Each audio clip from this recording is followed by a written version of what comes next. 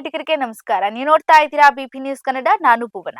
ಇನ್ಮುಂದೆ ಉಡುಪಿ ಶ್ರೀ ಕೃಷ್ಣ ಮಠಕ್ಕೆ ಬರೋರು ಸಾಂಪ್ರದಾಯಿಕ ಉಡುಗೆಯಲ್ಲೇ ಬರಬೇಕು ಅಂತ ಕಟ್ಟುನಿಟ್ಟಿನ ಡ್ರೆಸ್ ಕೋಡ್ ಅನ್ನ ಜಾರಿ ಮಾಡಲಾಗಿದೆ.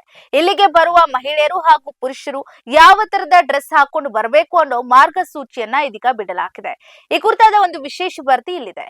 800 ವರ್ಷ ಹಳೆಯದಾದ ಶ್ರೀಕೃಷ್ಣ ಮಠಕ್ಕೆ ಪುರುಷರು ಶರ್ಟ್ ಧರಿಸದೆ ಪ್ರವೇಶಿಸುವುದು ಕಡ್ಡಾಯ ಅಂತ ಶಿರೂರು ಮಠದ ಶ್ರೀ ವೇದವರ್ಧನ ತೀರ್ಥ ಸ್ವಾಮೀಜಿಯವರು ಹೇಳಿದ್ದಾರೆ. ಇದಲ್ಲದೆ ದೇವಾಲಯಕ್ಕೆ ಭೇಟಿ ನೀಡುವಾಗ ಕಟ್ಟುನಿಟ್ಟಾಗಿ ಪಾಲಿಸಬೇಕಾದಂತಹ ವಸ್ತ್ರ ಸಂಹಿತೆಯ ಬಗ್ಗೆ ಭಕ್ತರಿಗೆ ಮಾರ್ಗಸೂಚಿಗಳನ್ನ ಹೊರಡಿಸಲಾಗಿದೆ. ಶಿರೂರು ಪರ್ಯಾಯ ಮಹೋತ್ಸವದಿಂದಲೇ ಈ ಒಂದು ಕಟ್ಟುನಿಟ್ಟಾದಂತಹ ಡ್ರೆಸ್ ಕೋಡ್ ಅನ್ನ ಜಾರಿ ಮಾಡಲಾಗಿದೆ. ಈಗಾಗಲೇ 3 ದಿನಗಳು ಕಳೆದಿರುವಂತದ್ದು.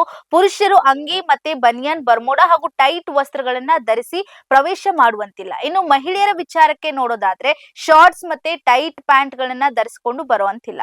ಇನ್ನು ಶ್ರೀ ಕೃಷ್ಣನ ದರ್ಶನಕ್ಕೆ ಬರುವವರು ಸಾಂಪ್ರದಾಯಿಕ ಉಡುಗೆಯಲ್ಲೇ ಇರಬೇಕು. ಮಾಡರ್ನ್ ಡ್ರೆಸ್ ಹಾಕೊಂಡು ಬಂದ್ರೆ ದರ್ಶನಕ್ಕೆ ಅವಕಾಶವನ್ನ ಮಾಡಿಕೊಡೋದಿಲ್ಲ ಅಂತ ಕಟ್ಟುನಿಟ್ಟಾಗಿ ಆದೇಶವನ್ನ ಇದೀಗ ಹೊರಡಿಸಿದ್ದಾರೆ. ಇನ್ನು ಮುಂದೆ ಭಕ್ತರು ದೇವಾಲಯದ ಒಳಗೆ ಪ್ರವೇಶ ಮಾಡುವಾಗ ವಸ್ತ್ರ ಸಂಹಿತೆಯನ್ನ ಪಾಲಿಸಲೇಬೇಕು.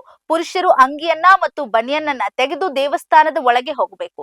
ಈ ನಿಯಮವನ್ನ ಕೃಷ್ಣ ಮಠದ ಆಡಳಿತ ಮಂಡಳಿ ಇದೀಗ ಜಾರಿಗೆ ತಂದಿರುವಂತದ್ದು. ಇದು ಭಕ್ತರ ಅನುಕೂಲಕ್ಕಾಗಿ ಮತ್ತು ದೇವಸ್ಥಾನದ ಪಾವಿತ್ರತೆಯನ್ನ ಕಾಪಾಡೋದ ಸಲುವಾಗಿ ಈ ಒಂದು ಕಟ್ಟುನಿಟ್ಟಾದ ಡ್ರೆಸ್ ಕೋಡ್ ಅನ್ನ ಜಾರಿಗೆ ಮಾಡಲಾಗಿದೆ ಅಂತ ಶಿರೂರು ಮಠದ ದಿವಾನರಾದ ಡಾಕ್ಟರ್ ಉದಯ್ ಕುಮಾರ್ ಸರಳತ್ತಾಯಿ ಹೇಳಿದ್ದಾರೆ. ಇನ್ನು ಪುರುಷರು ಶರ್ಟ್ ತೆಗೆದ ನಂತರ ಶಾಲ್ ಅನ್ನ ಧರಿಸಿಕೊಂಡು ಇನ್ನು ದೇವಸ್ಥಾನದ ಒಳಗೆ ಬೆಳಿಗ್ಗೆಯಿಂದ ರಾತ್ರಿವರೆಗೂ ಕೂಡ ಹಲವಾರು ಪೂಜೆ ಮತ್ತೆ ಆಚರಣೆಗಳು ನಡೀತಾ ಇರೋದ್ರಿಂದ ಮಧ್ಯಾಹ್ನದ ಪೂಜೆಗೆ ಮಾತ್ರ ಇದ್ದಂತ ವಸ್ತ್ರ ಸಂಹಿತೆಯನ್ನ ಇದೀಗ ಇಡೀ ದಿನಕ್ಕೆ ವಿಸ್ತರಣೆ ಮಾಡಲಾಗಿದೆ. ಇನ್ನು ದೇವಾಲಯದ ಪೂರ್ವ ಭಾಗದಲ್ಲಿರುವಂತಹ ಮುಖ್ಯ ದ್ವಾರವಾದ ಮಹಾದ್ವಾರದ ಮೂಲಕವೇ ದೇವಸ್ಥಾನವನ್ನ ಪ್ರವೇಶಿಸುವ ಮೊದಲು ಭಕ್ತರು ವಸ್ತ್ರ ಸಂಹಿತೆಯನ್ನ ಅನುಸರಿಸಬೇಕಾಗಿರುವಂತದ್ದು ಕಡ್ಡಾಯವಾಗಿದೆ.